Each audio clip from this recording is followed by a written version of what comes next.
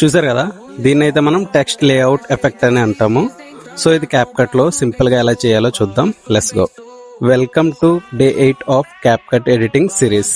First మనం ఎలాగైతే మన వీడియోని ఇంపోర్ట్ చేసుకోవాలి, డూప్లికేట్ చేసుకోవాలి, వీడియోని ఓవర్లే అయితే చేసుకోవాలి.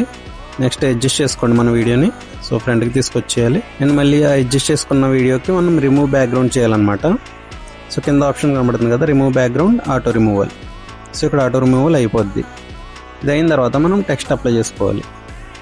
సో టెక్స్ట్లోకి వెళ్తే యాడ్ టెక్స్ట్, స్టైల్.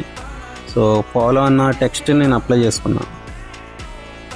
టెక్స్ట్ మీద సెలెక్ట్ చేసుకుని లేయర్స్లోకి వెళ్తే మనకి ఇక్కడ లేయర్స్ బ్యాక్లోకి అయితే తీసుకెళ్ళాలి ఇలాగా. సో నెక్స్ట్ ఏంటంటే ఇదే టెక్స్ట్ని మనం డూప్లికేట్ చేయాలి. ఫస్ట్ ఇలా డూప్లికేట్ చేసుకున్న తర్వాత ఈ టెక్స్ట్ స్టైల్స్లోకి వెళ్ళాలి. మనం స్టైల్స్లోకి వెళ్ళి ఇక్కడ స్ట్రోక్ ఉంది చూసారా, స్ట్రోక్ అని కనిపిస్తుంది కదా, ఈ స్ట్రోక్ వెళ్ళాక స్ట్రోక్ అప్లై చేసుకోవాలి మనం. ఇలాగ స్ట్రోక్ అప్లై చేసుకుని టెక్స్ట్ ఏమో మనం ఒపాసిటీ తీసేయాలి మొత్తం. సో నెక్స్ట్ మళ్ళీ లాస్ట్కి వచ్చాక మీరు ఒకసారి లేయర్స్ అడ్జస్ట్ చేసుకోవాలన్నమాట.